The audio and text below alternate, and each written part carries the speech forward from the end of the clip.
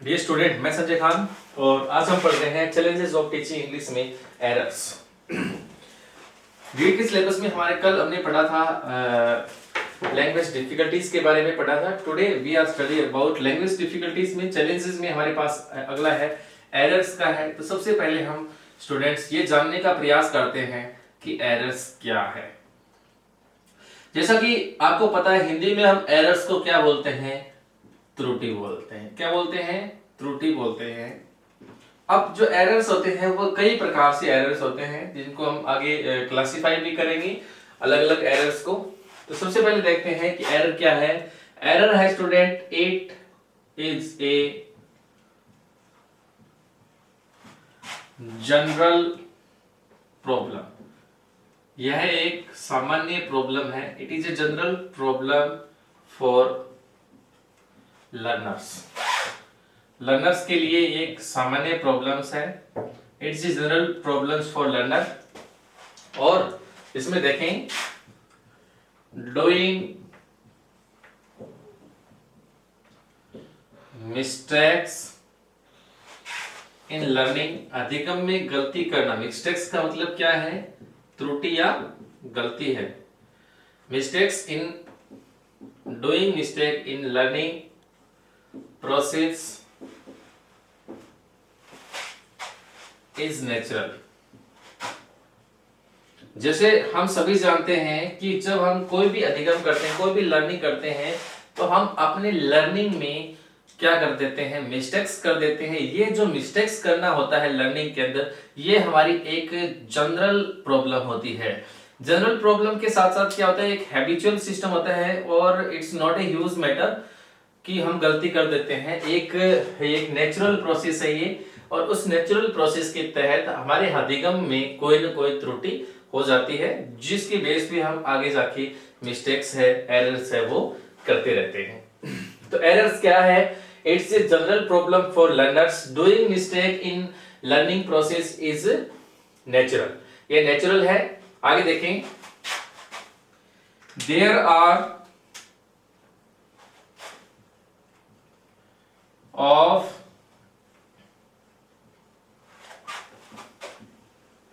Many types errors के यहाँ पे मैनी टाइप्स बताए गए हैं, जिसमें से एरर्स, एक एरर खुद टाइप है, errors comma mistakes, error, mistakes, और उसके बाद में है एंड लैप्सेस। लैप्स, आपने लैप्स नाम सुना? लैप्स हो गया, माइंड से ये चीज लैप्स होगी। एंड लैप्सेस, ये एटसेट्रा, ये कुछ इंपॉर्टेंट क्या है एरर्स की पार्ट है स्टूडेंट्स, जिसमें से हम अगर डिस्कस करते हैं, एक होता है एरर। ठीक है, क्या होता है? एरर, दूसरा मिस्टेक्स, और थर्ड लैप्सेस। आप इस तीनों के बारे में पढ़ेंगे, और ये तीनों ही प्रकार कौन किसके प्रकार माने गए हैं? एरर के प्रकार माने गए हैं। ठीक है, एक जिसमें से एक खुद एरर है, दूसरा मिस्टेक, और तीसरा लैप्सेस है। और ये एक नेचुरल प्रोसेस है जिसमें से स्टूडेंट लर्निंग करते समय क्या करते हैं? गलतियां करते हैं, मिस्टेक्स है वो की जाती है। सबसे पहले हम बात करते हैं कि एरर क्या है। एरर से अगर रिलेटेड क्वेश्चन आता है परीक्षा में, तो ऐसे आएगा, what is an error? Error क्या है? तो आपको एरर का पता होना चाहिए कि एरर क्या होता है, तो आप जानने का प्रयास करेंगे। Error is a systematic deviation। Error है वो एक सिस्टमेटिक डेविएशन है। सिस्टमेटिक डेविएशन से मतलब है कि वो स्वाभाविक रूप से गलती होती है, एक निश्चित रूप से होती है, एक सिस्टम के तहत है, वो गलती हो जाती है। यानी हम कोई राइटिंग का काम कर रहे हैं और उस राइटिंग के काम के अंदर हम कोई चीज फॉरगेट कर जाते हैं, हम कोई चीज गलत लिख देते हैं, तो वो होता है एरर करना, गलती होना। तो वो एक सिस्टम के तहत हो गया, एक सिस्टमेटिक डेविएशन के तहत होता है एरर। अगला बात इसमें क्या होता है? It is a systematic deviation. और इसमें आप एक चीज और समझ सकते हैं, सिस्टमेटिक डेविएशन क्या होता है? ए स्टूडेंट लर्नड नथिंग, एक स्टूडेंट ने कुछ नहीं सीखा मान लो,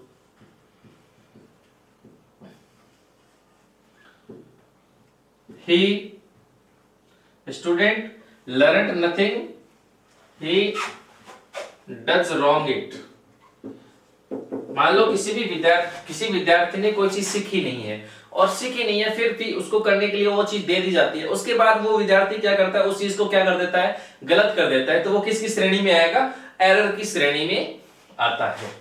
ठीक है, ही डज रॉन्ग इट कंसिस्टेंटली लिख देंगे, बार बार कंसिस्टेंटली वो उसको क्या करता है, गलत करता है।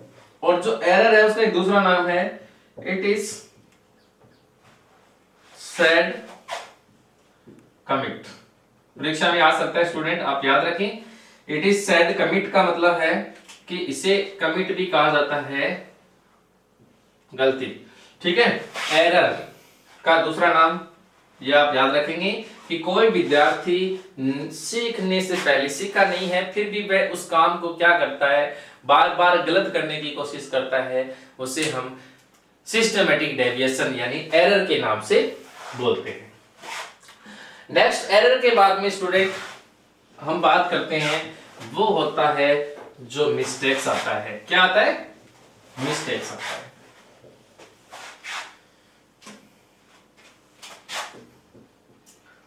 एरर के बाद में नेक्स्ट है, वो है मिस्टेक्स है। तो हम सबसे अब जानने का प्रयास करते हैं कि मिस्टेक्स क्या है। तो मिस्टेक्स है जैसे एरर कंसिस्टेंट डेविएशन होता है, सिस्टमैटिक कंसिस्टेंटली होता है, तो ये इनकंसिस्टेंट डेविएशन होता है मिस्टेक्स। तो आप लिखेंगे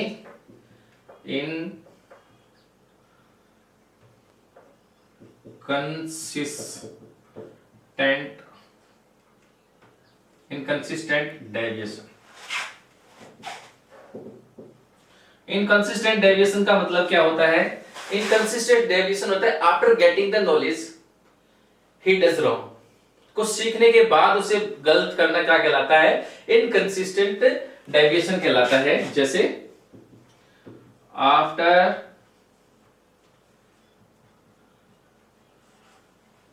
after getting the knowledge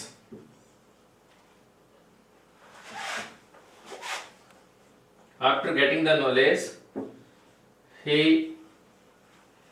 does wrong।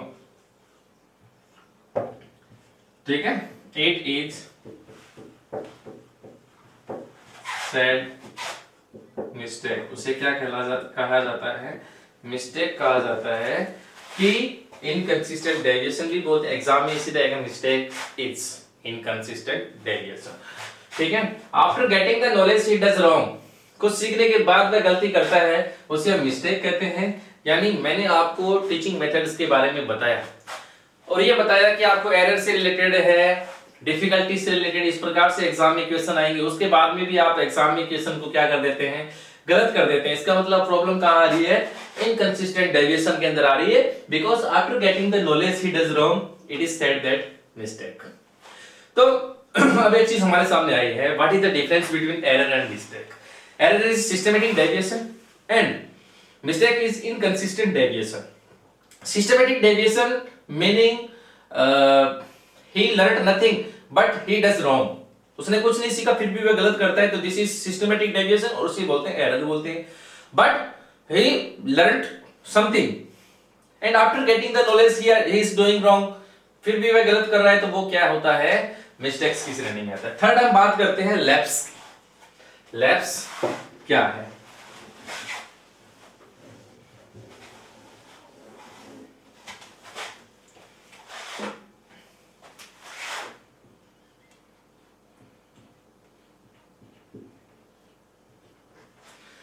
Third जो एरर है वो हम पढ़ रहे हैं lapse.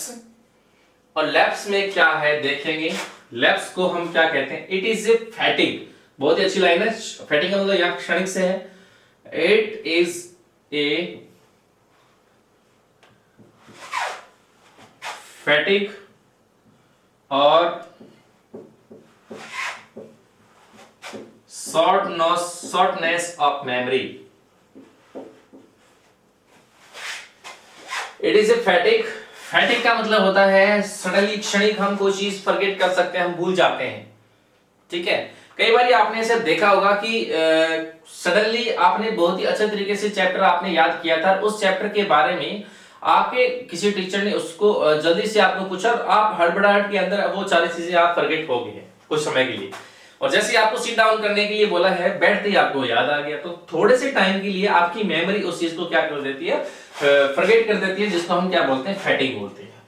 It is a fatigue और शॉर्टनेस ऑफ मेमोरी। स्मृति में जो एक शॉर्टनेस होती है, उसमें वो चीज क्या हो जाती है, डिसअपियर्ड हो जाती है। डिसअपियर्ड होने के बाद वो चीजें हम फॉरगेट कर जाते हैं और वो गलती होने की संभावना होती है। और इसमें कारण क्या होता है, इसको हम ऐसे ही बोल सकते हैं, और लैक ऑफ कंसंट्रेशन। और लैक ऑफ कंसंट्रेशन यानी कंसंट्रेशन को लैक करने के बाद होता है, it is done the cause of sleep of mother tongue.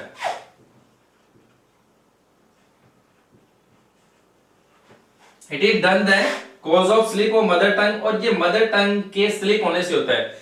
कि लैप्स का मतलब क्या होता है, कई बार ये मदर टंग है वो बोलते बोलते क्या हो जाती है, स्लीप हो जाती है, और स्लीप होने के कारण क्या हो जाता है, ये लैप्स हो जाता है। यानी हम बोलना कुछ चाहते हैं और मदर टंग के लैप्स होने के कारण हो सकता है, और साथ में मदर टंग के लैप्स होने और साथ साथ में अगर मान लो रिटन का काम करे तो मदर टंग तो लैप्स होगी, वो स्लिप होगी नहीं, तो क्या हो सकता है, पेन स्लिप हो सकता है। मदर टंग भी स्लिप हो सकती है या फिर वो पेन स्लिप हो सकता है। तो पेन के स्लिप होने से भी, जैसे पेन किस तरीके से स्लिप हो सकता है देख सकते हैं आप। जैसे आप लिखना चाहते हैं बेडरूम लिखना चाहते हैं, जैसे आप लिखना चाहते हैं BEDROOM बेडरूम लिखना चाहते हैं, और आपका पेन स्लिप होने की वजह से आपने क्या लिख दिया, BADROOM यानी बेडरूम यानी पूरा कमरा आपने लिख दिया है। तो वो क्या है, आपके पेन की जल्दबाजी में, यानी पेन आपका स्लिप होने की वजह से लिखा गया है। तो ये आपका it is done the course of slip of mother tongue, और पेन या मदर टंग के स्लिप होने से हो जाता है, जिसका मैंने एग्जांपल यहां लिख दिया है। अब देखो बात आती है लैप्स की। ठीक है, अब मान लो पूछ ले कि व्हाट इज लैप्स, या ऐसे पूछ ले कि इट इज ए फैटिग और shortness memory it is called. ठीक है, कि फैटिग और शॉर्टनेस मेमोरी वो क्या कहलाती है, तो इट इज फैटिग और शॉर्टनेस मेमोरी, और इसे हम ऐसे भी कह सकते हैं, लैक ऑफ कंसीडरेशन भी कह सकते हैं। किसी भी चीज के बारे में अगर हमने सही तरीके से कंसीडरेट नहीं किया है तो उसकी वजह से भी क्या हो सकता है, लैप्स हो सकता है। It is the done cause of sleep of mother tongue और पेन, ये हो गया है। और जिस प्रकार से यहाँ बेडरूम को बेडरूम लिख दिया है, तो इस हिसाब से आप समझ सकते हैं ये होता है लैप्स। अब हम पढ़ रहे हैं कॉजेस ऑफ एरर, यानी एरर होने के कारण।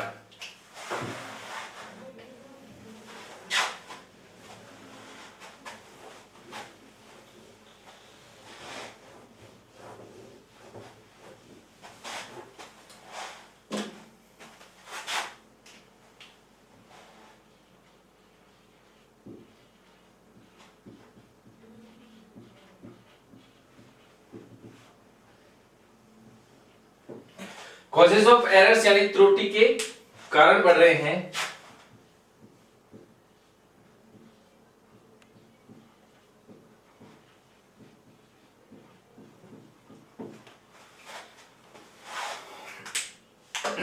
त्रुटि के कारण में सबसे पहला कारण क्या है, जो हमारे पास दो लैंग्वेज है, एक तो फर्स्ट लैंग्वेज है, एक हमारे पास सेकंड लैंग्वेज है। ठीक है, फर्स्ट लैंग्वेज हमारी मातृभाषा है या हिंदी की हम जो बात करते हैं वो है, और सेकंड लैंग्वेज हम बात करते हैं इसकी, इंग्लिश की बात करते हैं। तो फर्स्ट लैंग्वेज का इंटरफेरेंस हो जाता है, इंटरफेयर हो जाती है, और फर्स्ट लैंग्वेज का इंटरफेयर होते ही ऐसे हो जाता है कि दोनों के जो वर्ड है, दोनों लैंग्वेज का एक मिक्सअप हो जाता है, और मिक्सअप के कारण क्या होती है, एरर होने की संभावना रहती है और एरर होने का कारण बन जाती है। ठीक है, तो होता है first languages interference. First language interference, दूसरा है लैक ऑफ ग्रामर।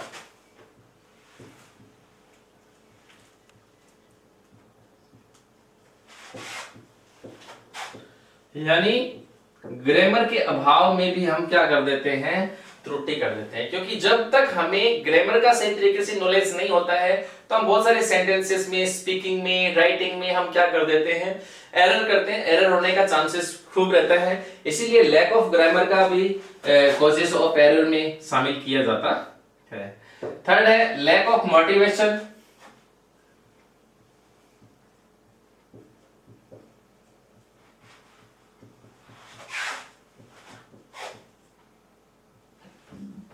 केयरलेसनेस,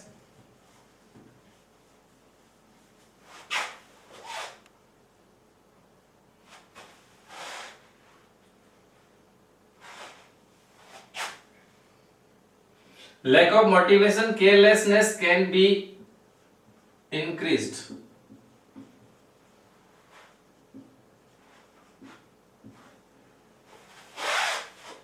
दो चीजें हैं, पहले है लैक ऑफ मोटिवेशन, क्योंकि कोई बार क्या होता है कि मिस्टेक और एरर है वो एक नेचुरल प्रोसेस है, लेकिन जब टीचर क्या करता है, उस नेचुरल प्रोसेस तो हो रही है, student are doing mistake again and again, after that उसमें टीचर है वो ध्यान नहीं दे रहा है, ठीक है, और टीचर के ध्यान नहीं देने के कारण वो जो एरर, जो मिस्टेक स्टूडेंट्स कर रहा है, जो उसके बार बार करने के कारण क्या हो जाता है, वो एक हैबिचुअल हो जाता है।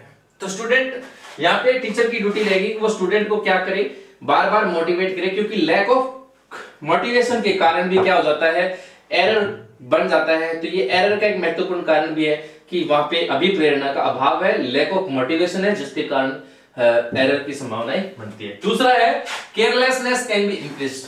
केयरलेसनेस है जो लापरवाही है, जो लापरवाही है वो बढ़ सकती है, क्योंकि एवरीबॉडी नोज अबाउट इट कि जब बार बार गलती की जाएगी, बार बार एरर्स जो होंगे, तो उसके बाद क्या होगा, उसके बार बार करने से क्या होगा कि जो केयरलेसनेस है वो डे बाय डे क्या होगी, इंक्रीज होगी, और इंक्रीज होने के बाद में क्या होता है, उसके डीमेरिट हमारे सामने होता है।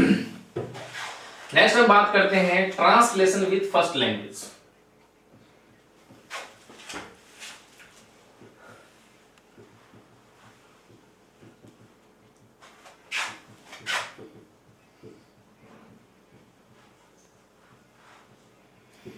पहली भाषा के साथ ट्रांसलेशन करना, ट्रांसलेशन विद फर्स्ट लैंग्वेज, यानी जब फर्स्ट लैंग्वेज के साथ जब ट्रांसलेशन करके टीच करवाया जाता है तो क्या रहता है, मैं आपको बताऊं, जब दोनों भाषाओं का क्या हो जाएगा, मिक्स हो जाएगा, और मिक्स होने के कारण क्या हो जाता है, एरर होने की संभावनाएं रहती है। और ट्रांसलेशन में क्या होता है, जो टारगेट लैंग्वेज होती है, जो सेकंड लैंग्वेज होती है, उसमें फर्स्ट लैंग्वेज का ट्रांसलेशन करके ऐसे कर दिया जाता है कि गलतियां होने के खूब चांसेस रहते हैं, कारण बन जाता है।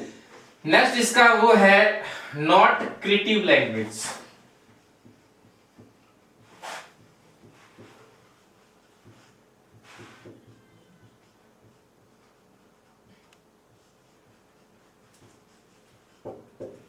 नॉट क्रिएटिव लैंग्वेज यानी सृजनात्मक भाषा का नहीं होना।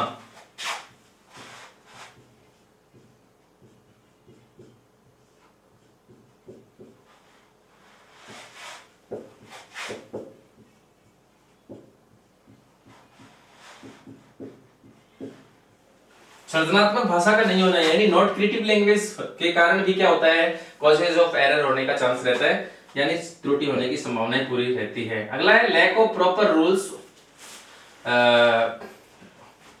लैक ऑफ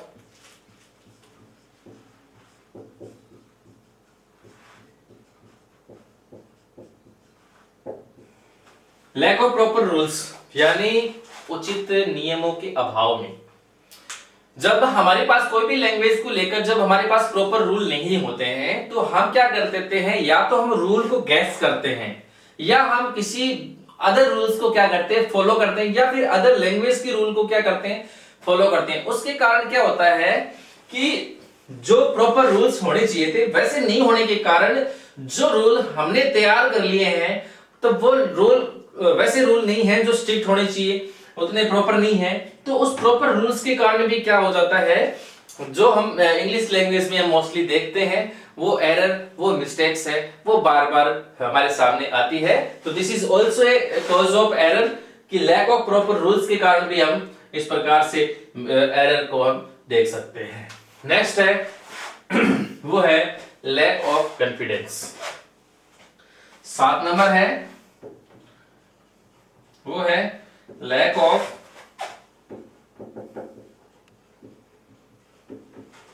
कॉन्फिडेंस, यानी आत्मविश्वास का अभाव होना। लैक ऑफ कॉन्फिडेंस यानी सबसे इंपॉर्टेंट चीज है लैक ऑफ कॉन्फिडेंस का मतलब यहाँ पे ऐसे है, क्योंकि जब हम कोई भी काम करते हैं तो उसमें हमें क्या चाहिए, कॉन्फिडेंस चाहिए, ठीक है। और जब उसमें कॉन्फिडेंस हमारे पास नहीं होता है तब हम कितने भी इजी से इजी काम को भी क्या कर देते हैं, गलत कर देते हैं, ठीक है। दूसरी बात, इंग्लिश इज फॉरेन लैंग्वेज और उसको हम नॉन नेटिव स्पीकर के रूप में उसको एक्वायर करते हैं और आफ्टर एक्वायरिंग द लैंग्वेज हम उसको डेवलप करने की कोशिश करते हैं, लेकिन उस टाइम क्या होता है हमारे अंदर कॉन्फिडेंस है वो डिक्रीज होने लगता है। जब भी हमारा कॉन्फिडेंस डिक्रीज होगा तो डेफिनेटली यू विल श्योर कि आप में एरर है वो पक्का दिखेगा, ठीक है। अगर हमारा कॉन्फिडेंस अच्छा है तो आप ये मान के चलिए कि उसके अंदर आपको एरर आने की संभावना उतनी ही क्या रहती है कम रहती है। तो this is also very important part कि lack of confidence is also also एक chance of causes of error. Next हम पढ़ रहे हैं 8 नंबर, वो है लैक ऑफ मटेरियल।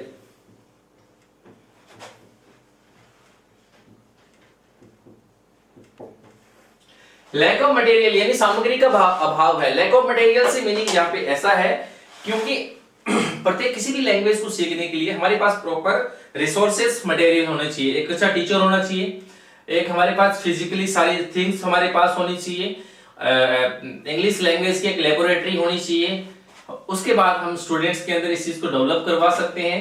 लेकिन हमने क्या देखा है कि मटेरियल बेसिकली हमारे इस एटमॉस्फेयर में क्या होता है कि वो जो प्रॉपर इन्वायरमेंट, प्रॉपर मटेरियल जिसकी हम एक्सपेक्ट करते हैं वैसा मटेरियल हमें उपलब्ध नहीं हो पाता है, और उसके कारण क्या होता है कि जल्दबाजी हो जाती है और उसके बाद यहाँ एरर होने का खतरा बना रहता है। यानी मटेरियल नहीं होने के कारण एरर रहता है, यानी मटेरियल का मतलब वो भौतिक वस्तुएं नहीं है हमारे पास जिनके बेस पे हम स्टूडेंट में इंग्लिश लैंग्वेज को डेवलप कर सकते हैं। स्टूडेंट 8 हमारे पास कॉजेज ऑफ एरर है, यानी त्रुटियों के कारण है। एक बार फिर हम इसको रिकॉल कर लेते हैं। पहला है first language interference. First language interference से मतलब है प्रथम भाषा का उनमें हस्तक्षेप होना, यानी जब फर्स्ट लैंग्वेज का उसमें इंटरफेयर हो जाता है तो दोनों भाषाओं का मिक्सअप हो जाता है, और मिक्सअप होने के बाद क्या होती है वहां गलतियां होने की संभावना बढ़ जाती है। नेक्स्ट हम बात करते हैं लैक ऑफ ग्रामर। जब तक हमें ग्रामर का नॉलेज अच्छा सा नहीं होगा तब तक हम क्या कर देते हैं, किसी भी सेंटेंस के फॉर्मेशन में, किसी भी सेंटेंस के क्रिएशन में, किसी भी सेंटेंस के स्पीकिंग में, उसके राइटिंग में हम इस प्रकार की गलतियां हैं वो बार बार करते रहते हैं। नेक्स्ट है लैक ऑफ मोटिवेशन, क्योंकि एक मोटिवेशन के माध्यम से हम इस चीज को डेवलप इसलिए कर सकते हैं कि मोटिवेशन किया जाएगा। मान लो कोई स्टूडेंट उसको गलत कर रहा है, जब हम उसको मोटिवेट करेंगे तो उसको ऐसे लगेगा कि आई कैन डू, मैं इसको अच्छी तरीके से कर सकता हूं, बिकॉज उसको हम बताएंगे कि भी to do doing the mistake is natural process, कोई बात नहीं आपसे गलती हो गई है फिर भी आप इसको सही कर सकते हैं। तो इस तरीके से उस चीज में हम उसको जब मोटिवेट करेंगे तो एरर है वो दूर हो सकता है। तो ये भी एक प्रमुख कारण है लैक ऑफ मोटिवेशन, किसका, एरर का। नेक्स्ट हम बात करते हैं ट्रांसलेशन विद फर्स्ट लैंग्वेज, यानी प्रथम भाषा के साथ ट्रांसलेशन इसलिए करना पड़ता है क्योंकि सेकंड भाषा को सीधे डायरेक्ट मेथड से यानी लैंग्वेज को, टारगेट लैंग्वेज को सीधा ही पढ़ाए, उसके माध्यम से स्टूडेंट उसको एक्वायर नहीं कर सकते, अटेंड नहीं कर पाएंगे। इसलिए हमें क्या करना पड़ता है, उसको फर्स्ट लैंग्वेज के साथ इंटरफेयर करके ट्रांसलेशन करना पड़ता है ताकि उस कंटेंट को स्टूडेंट अच्छी तरीके से अंडरस्टूड कर पाए, ठीक है। और उस कारण के कारण, उस इंटरफेरेंस के कारण यहाँ पे वापस से वही कॉज उत्पन्न हो जाता है। नॉट क्रिएटिव लैंग्वेज, सकारात्मक सृजनात्मक भाषा का नहीं होना भी एक यही कॉज कारण है। अगला है लैक ऑफ प्रॉपर रूल्स। यदि हमारे पास किसी भी लैंग्वेज को अटेंड करने के लिए अगर हमारे पास प्रॉपर रूल नहीं है तो वहां पे जो है एरर आने की संभावनाएं रहेगी। नेक्स्ट हम पढ़ेंगे लैक ऑफ मटेरियल। जब हमारे पास मटेरियल ही नहीं है तो हम इस लैंग्वेज को बहुत बेटर नहीं सीख सकते और उसमें बार बार एरर और मिस्टेक्स होने की संभावनाएं रहती है। Lack of confidence, confidence also a good part for improvement in learning English, तो लैक ऑफ कॉन्फिडेंस भी इसका कारण है। इसीलिए ये सारी चीजें अगर हमें इन कॉजेस को, इन एरर्स को, इनसे ओवरकम करना है, इनके ऊपर हमें कैरिड ऑफ होना है, तो हमें जरूरत है इन सभी चीज को कि फर्स्ट लैंग्वेज में इंटरफेरेंस ना करें, ग्रामर में डेवलपमेंट करें, मोटिवेशन का सोर्स माने, और फर्स्ट लैंग्वेज में ट्रांसलेशन नहीं करके डायरेक्ट मेथड को सीखने का प्रयास करें, इंग्लिश को एक क्रिएटिव लैंग्वेज बनाएं और प्रॉपर रूल्स का फॉलो करें, और we should have material and confidence as well. तो इस हिसाब से हम एरर को डिफाइन कर सकते हैं स्टूडेंट्स। नेक्स्ट के वीडियो में हम पढ़ेंगे डिसऑर्डर के बारे में, जो कि हमारा इंग्लिश लैंग्वेज का लास्ट चैलेंजेस होने वाला है। तो हमने पीछे की 2 कक्षाओं में 2 चीजें हमने पढ़ी। पहला हमने पढ़ा लैंग्वेज डिफिकल्टीज, टीचिंग डिफिकल्टीज पढ़ा, दूसरा हमने लैंग्वेज की डिफिकल्टीज पढ़ा, अब हमने पढ़ा है एरर पढ़ा है। अगले वीडियो में, अगली क्लास में हम पढ़ेंगे डिसऑर्डर, लैंग्वेज डिसऑर्डर के बारे में। तब तक के लिए थैंक यू।